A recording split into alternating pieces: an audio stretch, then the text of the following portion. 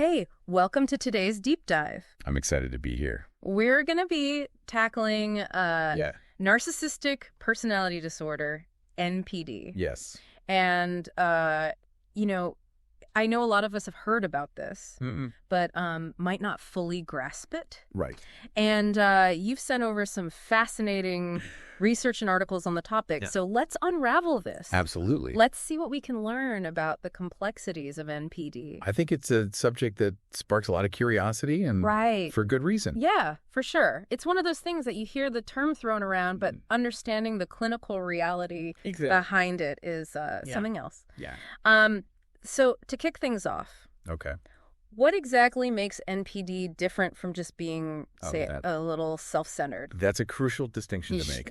NPD isn't simply about being vain or selfish. It's a complex mental health condition with a very specific set of symptoms and patterns of behavior. One of the key features is what we call grandiosity. And it goes beyond mere confidence. Think of someone with a truly inflated sense of self-importance. They might constantly name drop, exaggerate achievements, or expect special treatment everywhere they go. Like they live in their own world where the rules don't apply. Exactly. Okay. It's important to note that NPD isn't just about outward behavior, though. People with NPD often have a deep-seated need for admiration that goes much deeper than enjoying compliments. It's more like a constant hunger for validation that drives their actions. And I can see how that could lead to some pretty unhealthy... You're absolutely right. ...relationship dynamics. That hunger for validation, coupled with a lack of empathy, which is another hallmark of NPD, can create real challenges in their interactions with others. Now, it's not that individuals with NPD are intentionally cruel. But they have real difficulty understanding or caring about other people's feelings. Imagine someone who rarely apologizes, constantly steers the conversation back to themselves, or uses others to get what they want, without considering the impact. So, it's interesting. I think most of us can relate to feeling a little self-centered now and then. But NPD takes those tendencies to a whole other level. Precisely. And that's what separates NPD from simply being a difficult personality. For someone with this disorder, these patterns are pervasive, deeply ingrained, and ultimately cause significant distress or impairment in their lives and the lives of those around them. So it sounds like it's more than just a collection of personality traits. It's a clinic. It's about understanding the clinical nuances, recognizing that it's more than just being a jerk. And appreciating the complexities involved. Well, this has already shed some light on what NPD actually is. But what about the roots of this disorder? That's where things get really interesting. Because it's not a simple answer. It's likely a combination of nature and nurture. Genetics can definitely predispose someone to certain personality traits.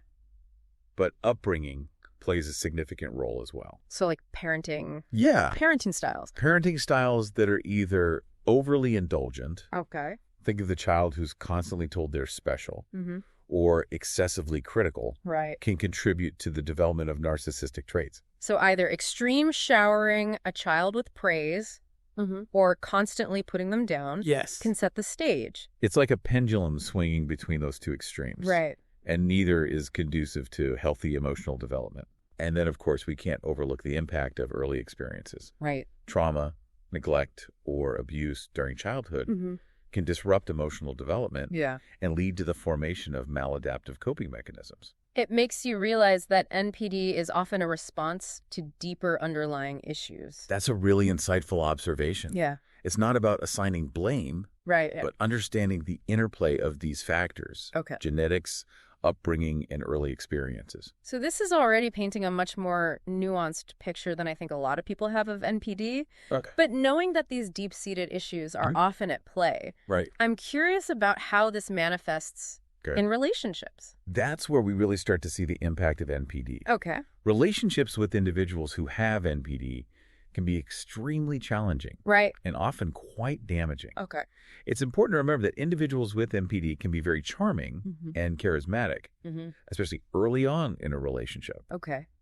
But over time, that lack of empathy and the constant need for validation can lead to some very destructive patterns. That makes sense. Yeah. We often hear about the roller coaster of emotions involved in relationships. Absolutely. With someone who has NPD. Yeah. And I'm guessing that's connected to what you're describing. One way this often plays out is through a dynamic of idealization and devaluation. Okay.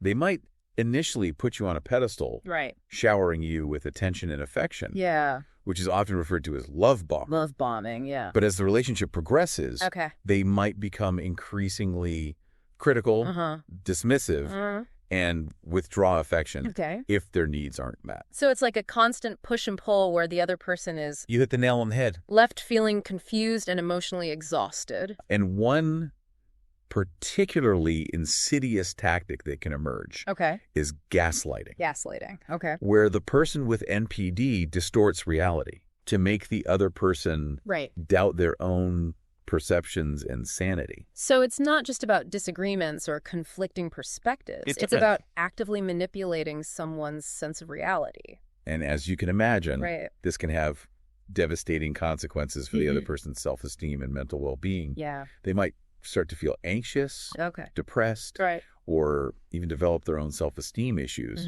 as a result of being constantly undermined and manipulated. It sounds incredibly... It's a very difficult situation to navigate. Emotionally draining. Yeah. It makes you realize how crucial it is to understand these dynamics. Absolutely. And to have strategies in place for protecting yourself and your well-being when you're involved with someone. Awareness is key. Who has NPD. And it's important to remember that NPD doesn't just impact personal relationships. Right. It can significantly affect the workplace as well. Oh, that's a good point. I'm curious to hear more about that. How does NPD typically manifest? Well, it can be interesting because individuals with an NPD can be both highly successful and incredibly difficult colleagues. Their ambition drive and oftentimes charisma can propel them into leadership positions. I can see how that could happen. Right. They might come across as confident and capable leaders. However, their leadership style can also be very problematic. One of the biggest challenges is their aversion to feedback. That makes sense, given their need for admiration and their fragile sense of self. Precisely. And this can make teamwork and collaboration extremely difficult. Additionally, manipulative tendencies can often emerge in the workplace. They might play favorites, shift blame onto others, or exploit colleagues to get ahead. So it's not just about individual performance. It's about how their behavior impacts the entire... Recognizing these patterns. Team dynamic. Is crucial for navigating the challenges of working with someone who might have NPD. It sounds like understanding those patterns is crucial for setting boundaries and protecting yourself. You're absolutely right. From being drawn into... Awareness is the first step. Those unhealthy dynamics. Toward creating healthier and more productive working relationships. And it also brings us to another crucial aspect of understanding NPD. Dispelling the myths and misconceptions that often surround it. Speaking of myths, it's fascinating how much misinformation is out there. Right. It seems like a lot of people have strong opinions about NPD without truly understanding it.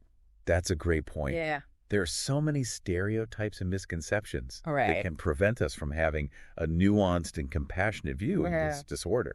One of the biggest myths is that all people with NPD are intentionally selfish. While their behavior might certainly appear self-centered. It's often a defense mechanism rooted in deep insecurity, not necessarily malice. So their actions might stem from a place of vulnerability and fear. Rather than a deliberate desire to hurt others. And another common misconception is that people with NPD are incapable of change. That's encouraging. With therapy and sincere self-reflection, individuals with NPD can absolutely develop healthier patterns of thinking and behaving. So it's not a life sentence.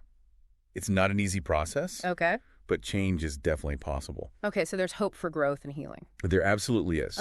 And finally, there's this misconception that all individuals with NPD are overflowing with confidence. The truth is that many experience chronic self-doubt and rely heavily on external validation to maintain their sense of self-worth. So that outward confidence might actually be masking a lot of inner turmoil and insecurity. You got it.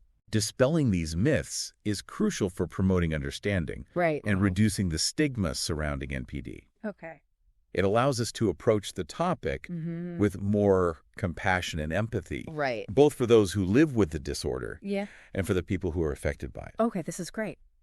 And speaking of promoting understanding, I think it's time we delve into the topic of treatment. That's a great segue. Yeah. I know our listener is particularly interested in learning more about treatment for NPD. Oh. So I'm eager to dive into that with you. Let's do it. Welcome back to our deep dive into narcissistic personality disorder. Thanks! Now that we've laid some groundwork, let's shift our focus to the practical side of things. Okay. I know you're particularly interested in navigating relationships with someone who might have NPD. Yeah, that's a topic that comes up a lot. And I can see why, given the complexities we've discussed. It can be incredibly challenging to know how to approach these relationships. So what advice do you have? Well, while we always encourage seeking guidance from a mental health professional, there are some general strategies that can be helpful for anyone navigating a relationship with someone who exhibits narcissistic traits. One of the most crucial is setting clear boundaries. Boundaries. Okay, that makes sense. But what does that actually look like in practice? Think of it this way. You're defining what behavior is acceptable to you and what's not. And then communicating those limits clearly and consistently. Remember, individuals with NPD often struggle with empathy and might not be aware of the impact their actions have on others. Setting boundaries is about protecting your emotional well-being. And preventing yourself from being drawn into their cycles of manipulation or drama. So it's not about trying to change them or control their behavior. Precisely. But rather about taking control of your own experience. You can't force someone to change. But you can decide how you'll respond to their behavior. Boundaries are a way of saying, this is what I'm willing to tolerate, and this is where I draw the line. It's a powerful way to think about it. But I imagine it can be really difficult to actually set and enforce those boundaries. You're right. It's not always easy. You might resist those boundaries, try to negotiate, or even become angry or manipulative. That's why it's so important to be firm, consistent, and calm in your communication. And don't be afraid to seek support from others. Support? What kind of support are we talking about? It could involve confiding in a trusted friend or family member who can offer a listening ear and a different perspective. Or it might mean joining a support group where you can connect with people who are dealing with similar challenges. And of course, seeking professional help from a therapist who specializes in NPD can provide invaluable guidance and support. Having that external support system must be so helpful. Absolutely. It's easy to feel isolated and overwhelmed. Talking to someone who understands what you're going through can validate your feelings, provide a sense of normalcy, and give you the strength to keep moving forward. A therapist can also provide guidance on setting boundaries, managing difficult emotions, and developing healthier communication patterns. That makes so much sense. I think sometimes we try to handle everything on our own. Yeah, absolutely right. And that can just lead to burnout and resentment. It's crucial to remember that you don't have to go it alone. There are people who can help. And reaching out for support is a sign of strength, not weakness. This is all so helpful for those who are in relationships with someone who has NPD. But I'm also wondering about the individual with NPD. What steps can they take to work on themselves? That's where therapy comes in. And it can be incredibly beneficial for individuals with NPD. A skilled therapist can help them develop self-awareness, challenge those distorted thinking patterns, and learn healthier ways to relate to others. But we've talked about how resistance to therapy is often a challenge with NPD. How can loved ones encourage someone to seek help? That's a great question. Without being confrontational or judgmental. And it's a delicate balance. Sometimes expressing your concern from a place of love and focusing on specific behaviors that are causing problems in the relationship can be more effective than labeling them with a diagnosis. So instead of saying, I think you have NPD, it might be more helpful to say, I feel hurt and disrespected when you interrupt me or dismiss my feelings. Frame it in terms of how their actions are impacting you and the relationship, rather than making it about their personality or character. And remember, patience is key. Right. Change takes time. Yeah. And there will likely be setbacks along the way. It sounds like a process that requires a lot of empathy and understanding. It absolutely does. And on both sides. And I think it's important to acknowledge that while we're focusing on practical strategies here, navigating relationships with NPD can be incredibly emotionally draining. Yeah. Both for those with the disorder and those around them. Yeah, for sure. So in addition to the things we've already discussed, I want to emphasize the importance of self-care. Self-care, that's so important, but it's often the first thing to go when we're struggling. It's true. Yeah. But taking care of your own physical and emotional well-being is crucial when you're dealing with the stress and emotional drain of NPD. What are some examples of self-care practices that might be particularly helpful in this context? We'll be back after a quick break. Hey there. Welcome to Good Advice Giver. First, we want to start by saying a massive thank you for tuning in today. Whether you're a long-time listener or you're joining us for the first time, we're truly grateful to have you here. We know you've got a lot of options when it comes to podcasts, so the fact that you're spending your time with us means the world. So thank you. That's right. We're excited to have you with us because here on Good Advice Giver, we cover just about everything. Whether you're interested in sports, relationships, sex, money, finances, business, digital marketing, music, education, movies, comedy, or something else entirely, we've got it all. No topic is off limits here, and we dive deep into real, meaningful conversations that matter. We've also got a mix of male and female hosts, so you're always getting a well-rounded perspective on every topic we cover, from business strategies to personal development, from car shopping to digital products like affiliate marketing. We bring a little bit of everything to the table. Our goal is to offer advice, insights, and some laughs along the way to make sure you feel welcome and engaged, no matter what brought you here. And it doesn't stop there. We're not just about giving great advice, we're about action. On this podcast, we even sell products and services we believe in, from affiliate marketing opportunities to cars and more. So whether you're looking to boost your business or find practical ways to improve your everyday life, you're in the right place. As always, we want you to stay connected with us. Be sure to download this episode so you can listen anytime, anywhere, whether you're commuting, working out, or just relaxing. And while you're at it, follow us on social media. We're on Instagram, Facebook, Twitter, you name it. That's the best way to stay in the loop for upcoming episodes, behind-the-scenes content, and even giveaways. And don't forget to subscribe to our YouTube channel. We're posting extra content there, including video podcasts and deep dive discussions you won't want to miss. Be sure to like, comment, and subscribe, and let us know what topics you want to hear more about. Lastly, check out the link below in the description for exclusive offers, resources, and more ways to connect with us. We're here for you, and we can't wait to bring you more valuable content. Thanks again for tuning in to Good Advice Giver. Let's get started.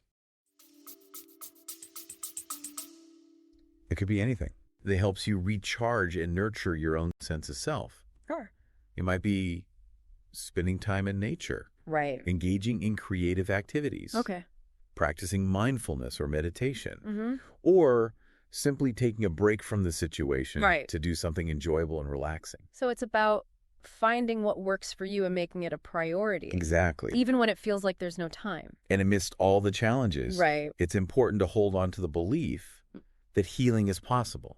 That's good. It might not happen overnight. Yeah. And it might not look the way you expect it to. Right. But it's possible to move forward and create healthier, more fulfilling relationships. That's such a powerful message of hope.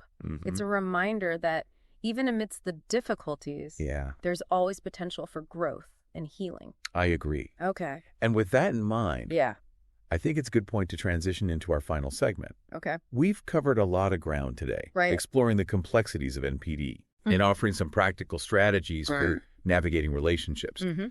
But now I want to shift gears and look towards the future. That sounds fascinating. I'm eager to hear what's on the horizon in terms of NPD research and treatment. Welcome back. Thanks for having me back. I'm really intrigued by what you just said about looking towards the future. We've spent a lot of time digging into the challenges and complexities of NPD. Right. But now I'm curious about what's happening in terms of research and treatment. Right. Are there any exciting breakthroughs or promising developments on the horizon? There are. Okay. It's a really dynamic field right now. Okay. And researchers are making some fascinating discoveries that are changing the way we understand and approach NPD. Okay. One area that's particularly exciting is the exploration of the biological underpinnings. Okay. Biological underpinnings. What does that actually mean? Essentially, researchers are delving into the brain to see if there are any structural or functional differences that might be associated with NPD. Okay. They're using advanced imaging techniques and studying things like brain activity patterns, neurochemicals, and even genetics to try to pinpoint what might be happening at a neurological level. So it's like searching for clues within the brain. Exactly. That might help explain why people with NPD think and behave. It's a complex puzzle. The way they do. But they're starting to piece things together. Okay. For instance, some studies have shown that individuals with NPD might have less gray matter. Less gray matter. In certain areas of the brain that are involved in empathy and emotional regulation. That makes sense, given what we've learned about the challenges people with NPD often face in those areas. And there's also research exploring the role of certain neurochemicals, like dopamine and oxytocin. And the development and expression of NPD. These chemicals are key players in how we experience pleasure, motivation, and social bonding.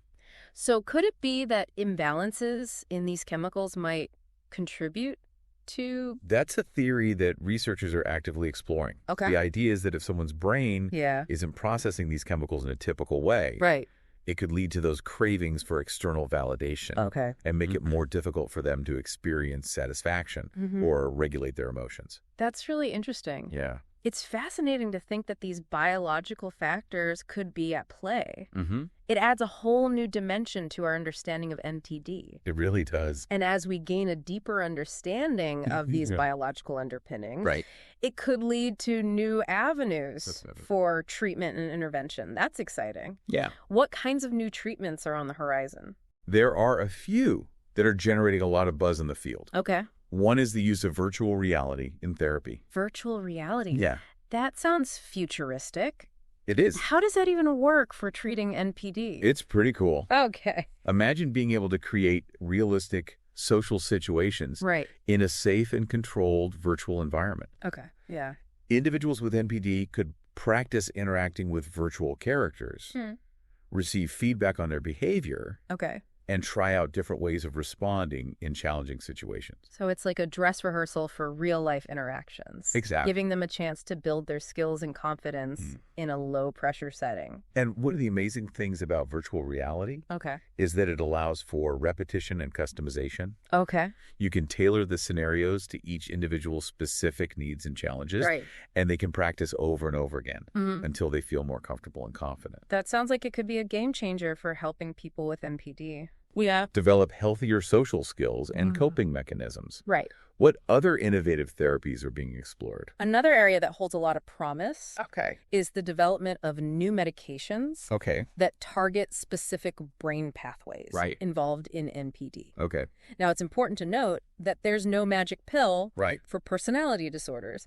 But these medications, used in conjunction with therapy and lifestyle changes, could potentially help manage some of the more distressing symptoms, like impulsivity, aggression, or anxiety. So it's about finding the right combination of tools and approaches that work best for each individual. It's not a one-size-fits-all approach.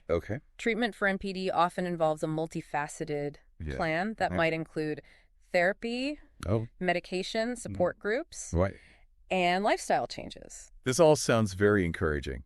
It seems like there's a lot of hope for the future of NPD treatment and understanding. It does. But beyond these scientific advancements, are there any societal or cultural shifts? That's a crucial question. That you think could help reduce the prevalence of NPD? And it's something that researchers and clinicians are thinking about more and more these days. Okay. One area of focus is early intervention and prevention. So catching it early on before those patterns become deeply ingrained. The idea is to identify children and adolescents who might be at risk for developing NPD and intervene early to promote healthy emotional development. What might that look like in practice? It could involve things like parenting classes that teach parents how to foster healthy self-esteem in their children, school-based programs that focus on social and emotional learning, or even individual therapy for kids who are exhibiting early signs of narcissistic traits. So it makes sense to address those underlying vulnerabilities early on before they solidify into more problematic patterns. But it's not just about individual interventions. We also need to take a look at the larger cultural messages. What kinds of cultural messages are you referring to? Think about the constant bombardment of images and messages that we're all exposed to that promote individualism, achievement, and external validation. Social media, reality TV, even certain parenting styles.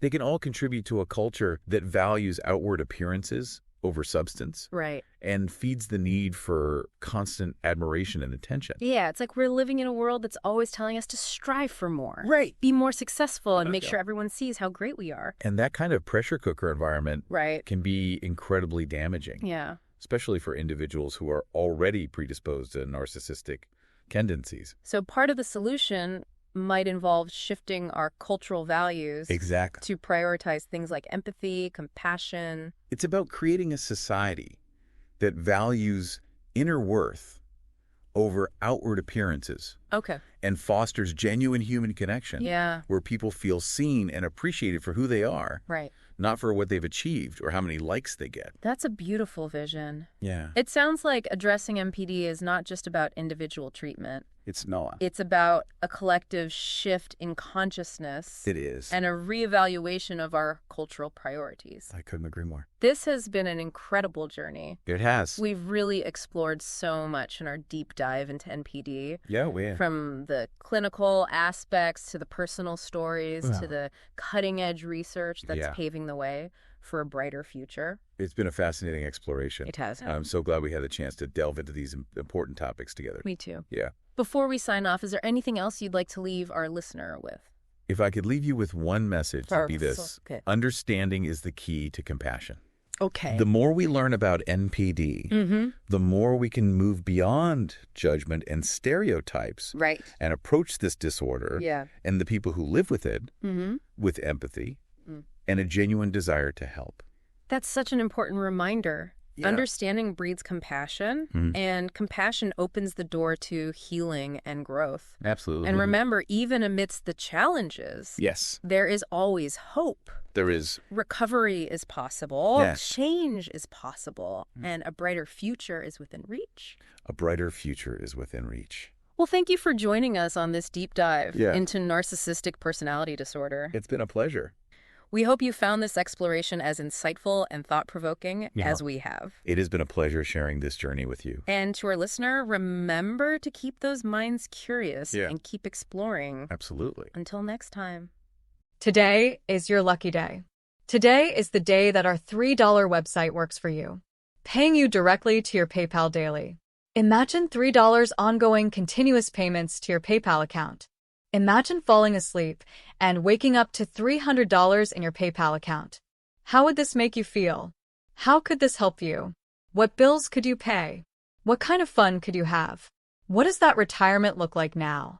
All for a one-time payment of $3. This website is DFY done for you, fully built and completely hosted, and never stops collecting payments for you. You have spent $3 on coffee on a regular, but that coffee won't help you create multiple streams of income. Click the link below.